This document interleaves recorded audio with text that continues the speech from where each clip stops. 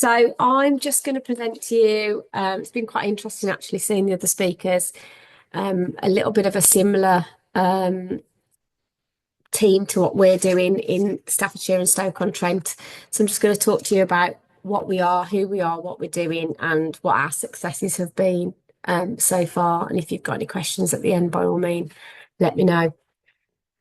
Obviously, I'm here to talk about the implementation and delivery of the integrated clinical model that we're using in Staffordshire and Stoke-on-Trent. So we serve a population of 1.7 million people across a geographical area of 2,400 miles. So we're quite large in terms of our reach. And the whole aim of the team was to deliver high quality healthcare services. In May 21, the diabetes programme held a deep dive session and recognised, as other people have said, that 8-care process checks were lower than they should be. They then did another deep dive and could see that the impact of COVID had a detrimental impact on the 8-care processes. Staffordshire and Stoke-on-Trent was actually identified as one of the biggest drops in reduction in the proportion of people who were having their 8-care process checks. This caused the ICB to sort of approach MPFT around building a service that could support primary care, with an intervention service that could support primary care in catching up with those 8-care process checks. And that's where the 8-care team sort of derived from, really. So our criteria was to increase capacity and target the people that were living in the highest areas of health inequality and the patients that were at most at risk. So we created a delivery model alongside primary care, which is about proactively engaging patients with their care for diabetes. We actually started as a community-based model.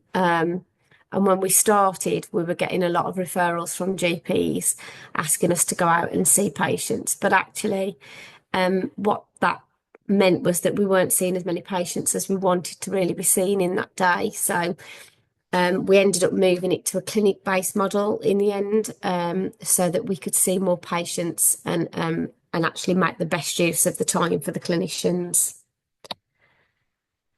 So the strategy that we use is obviously an intervention and prevention, and it aligns with the long-term condition strategy. We've also been approached and asked to do the early onset type 2 as well, and I'll go on about that in a little bit more detail a bit further on. The 8-care model allows patients to have all their 8-care process checks completed in one appointment. So as Cornwall were talking about earlier, it means that the GP can then follow up the annual review on the phone, which is releasing much needed time for primary care and appointment time. So what we tend to do is we do all 8 checks in one go, and then the nurse practitioner within the GP practice can just follow that appointment up then with a phone call to review the HbA1c and tick off any other concerns or update the patient on anything else that they need. The service provides additional capacity and support to primary care, targeting patients not engaging with primary care and considering ways to reach core health equity groups, patients living in the most deprived areas, and ethnic minority groups, which we have a lot of in Stoke-on-Trent. The service has the infrastructure to target those patients more effectively. We use non-clinical venues, mosques, football clubs, and we offer out-of-hours clinics in addition to the weekly clinics that we do in clinical settings as well. The service model offers and responds to the NHS strategy of social engineering, which is engaging the diabetes population, and social value by offering the out-of-hours clinics and local community assets such as village halls and health centres. As more people engage with their 8-care checks, the preventative concept provides a return on investment by educating diabetes patients more effectively. So as part of our half-an-hour appointment that we offer within our clinic setting, we try and do some educational talk around apps that people can use for diet. We stock a large amount of Diabetes UK leaflets that we give out to patients. And the feedback that we've had is that a lot of patients have never actually had those shared by GPs in the past. So it's the first time they've been given any education or information around how they can look after themselves and control their diabetes more effectively. The preventative aspect is a core part of the Staffordshire diabetes strategy, and can lead to instances of diabetes patients controlling and sometimes reversing the effects of diabetes. Ultimately, what we're looking at the moment is trying to reduce hospital admission, try and drive down obesity, and considering foot checks more effectively due to the rise in limb amputations. One of the things that we noticed when we were looking at the data was that a lot of our patients who have come to see us, they will have had their HbA1c, but they may not have ever had a foot check, because what they'll do is they'll go into GP, have their HbA1c done, but they don't then return for that second appointment where they go and complete their 8 Care process checks. And I think that's where primary care are losing, sort of reaching their quaffs, because they're only attending for that one appointment, whereas because we offer it in one foul swoop and one go, we can offer that one-stop shop. So the increase in foot checks has been considerable. So the service model, so we offer clinical settings in health centres, and we also actually work now in GP practices in areas of the highest health inequalities across Staffordshire and Stoke-on-Trent. So we work really closely with GP practices. We communicate with them all the time when we've got new clinics in their areas. And GPs send us a list of targeted patients who have not engaged with their practice. So what we say to GPs is that we don't particularly want to engage the patients that are happy to come to GP practice. We want to try and reach the ones that aren't engaging with yourselves. We know that GPs send out texts. A lot of our GPs work in birthday month, but a lot of the people that get those texts don't respond. So they send us a list of patients, and we use a targeted approach to reaching those patients. So we get the GPs to text them first to let them know that they've been referred to our service. We then call them, text them, and send letters, and we do that several times before we say, okay, we can't engage this patient at all.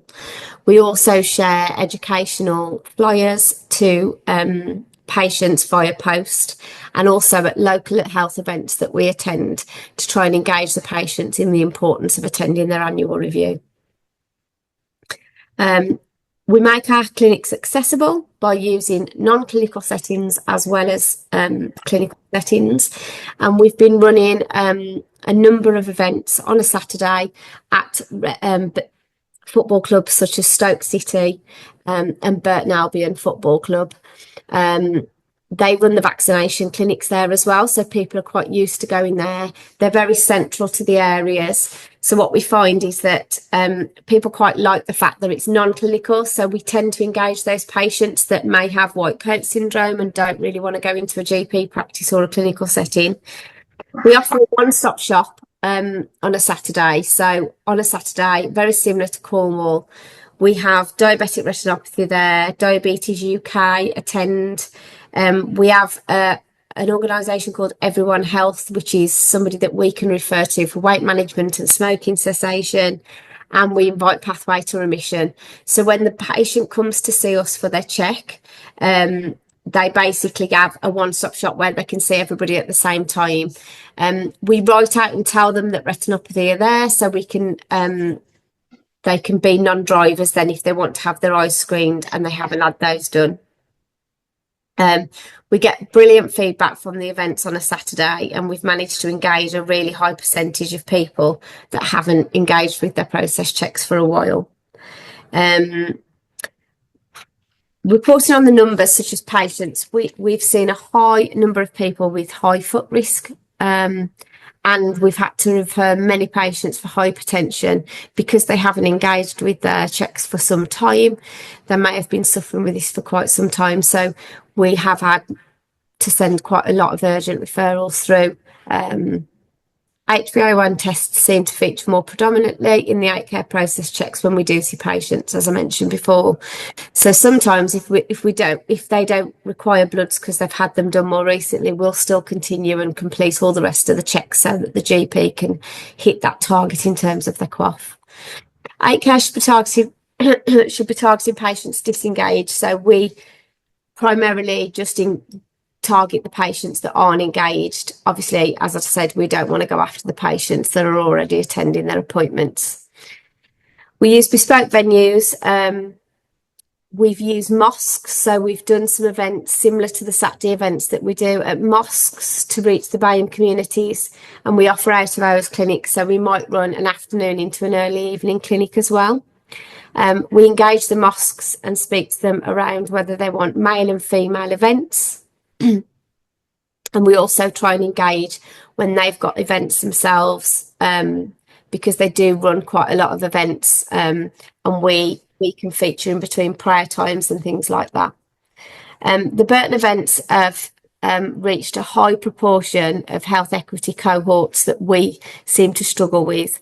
For example, 68% of the patients that have attended our Saturday clinics at Burton have been your male age 40 to 60 category, who don't go to GPs because they're at work and they won't take the time off, but they'll come on a Saturday because it's accessible and they can drop in and see us. We work really closely with the PCNs to deliver these, and the PCNs have been really supportive in booking these appointments in and downloading the information that we need as a target group to target for the events.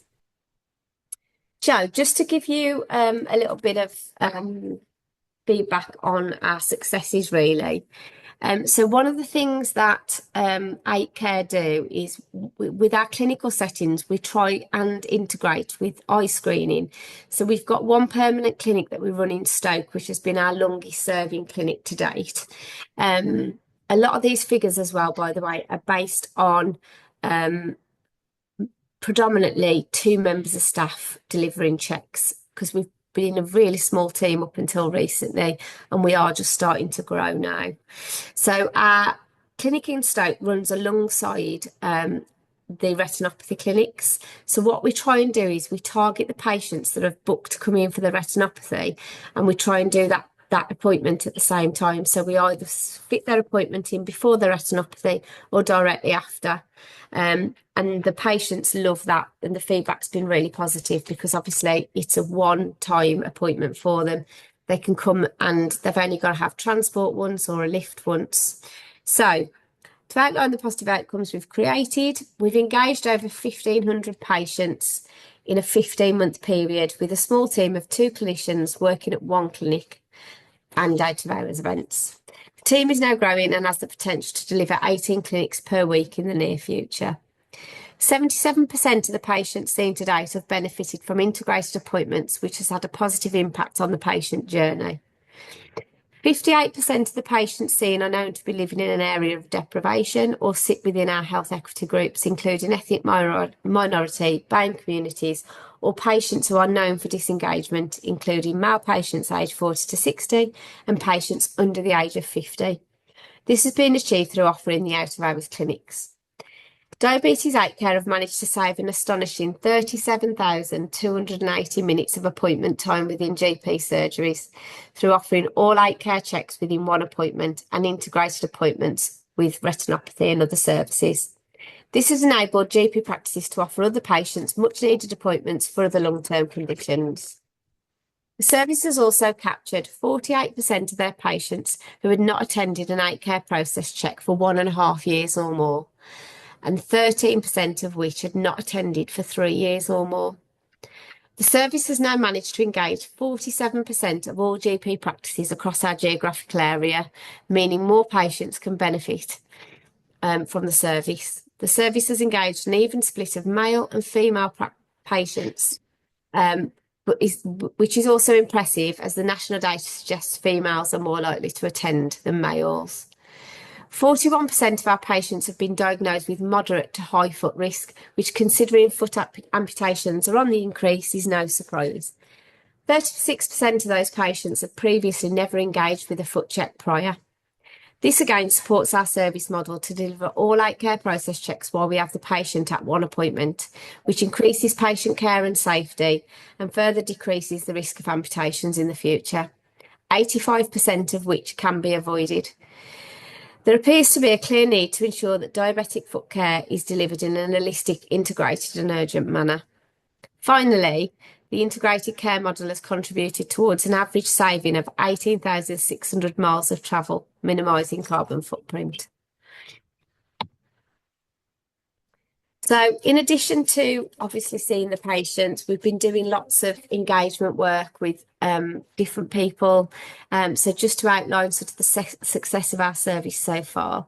So I regularly attend the engagement forums that take place across Staffordshire and Stoke-on-Trent to engage GP practices. When I joined the service in April 23, no GPs had all stopped referring to us. Now we've got 47% of the practices, and the only reason we're not growing that really is because we haven't got the team to facilitate any more areas at the moment. But GP practices are engaging through attending the engagement forums and talking to them about the successes that we've had to date. I regularly attend the PCM meetings that are more locally based, and I go in and see GPs on a regular basis. We obviously meet with our ICB and commissioners regularly, and they are also shouting about us across the ICB in terms of the successes we've received to date. We were recently shortlisted for an HSJ for Community Care Initiative of the Year, and we've just been shortlisted for the Smarter Working Awards in Innovation as a Service. I also regularly attend the Midlands Diabetes Advisory meetings, and I've been sharing best practice with many ICBs across the country. I also work really closely with Diabetes UK in how we can work together in a more integrated way going forward. So, patient testimonials. So, there just gives you a bit of an example, but it's a great opportunity to have access to the right people all in one place. So a lot of our patients are saying that they love the events and they like the fact that we do the integrated appointments because they can tick off both appointments or see all these different services in one go.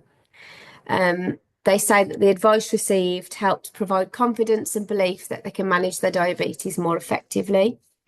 They like the one-stop shop method, and attend instead of attending multiple appointments because it saves on time, travel and helps carbon footprint.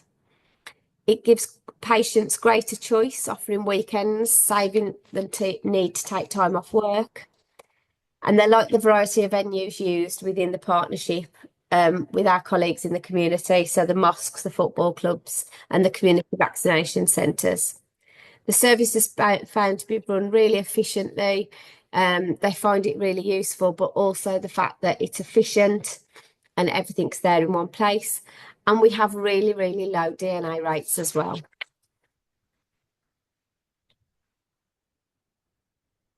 From a professional point of view, we've also had some really, really good feedback. Every patient entitled to great care. Partnership working has helped strengthen the service provision and is extremely privileged to help bring into the community. Data processed in real time into patient records, reducing pressure on an already overstretched primary care, but it also enables clinicians to see the full picture as lab results come through.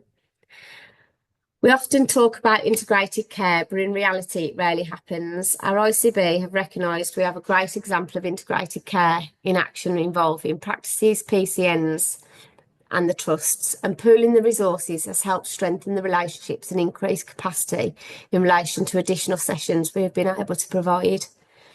We've captured data really effectively, so we can see historically what's been happening and we can look to make improvements.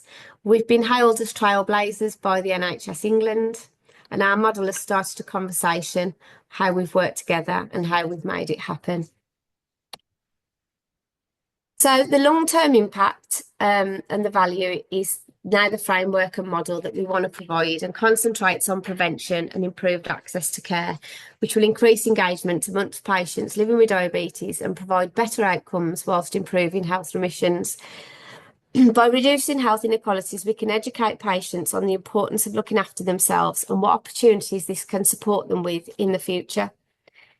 We can increase much needed support for primary care and remove some of the pressures they are currently facing by carrying out full checks in one appointment, meaning their annual review can be done on the phone, providing a better patient journey. We can support in referring patients to other services to mitigate further complication for those patients in the future. As a team, we're already engaging with Diabetes UK, who have recently met with us and are keen to look at our model. By regularly presenting at the conferences and the meetings, we're sharing our model with various ICBs. So you can see on the map, those are the ICBs that have all reached out and met with myself to talk about the model that we're already using, and to also talk about the early onset type 2 and the model that we're going to do for that as well.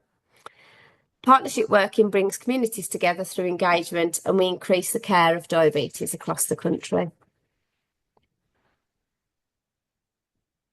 So, why are we successful? We believe we have created an integrated care model which has already improved accessibility within communities and which provides an end-to-end holistic pathway, especially for those living in areas of deprivation. Diabetes8Care has used an innovative approach to increasing patient engagement, and believe this model is not only effective locally, but is scalable and replicable nationwide. We think we've demonstrated that through partnership working and continuing outreach, we can significantly make an impact on patient care and outcomes for those living with diabetes. And this best practice can be shared across all regions. And just to give you some bullets, 700 patients of the 1,500 that we'd seen, that figure has now risen actually, had not attended an annual review for 18 months or more, and 180 of those patients actually hadn't engaged for 3 years or more. So we're obviously doing something right to engage the patients that need to take more care of themselves. Thank you.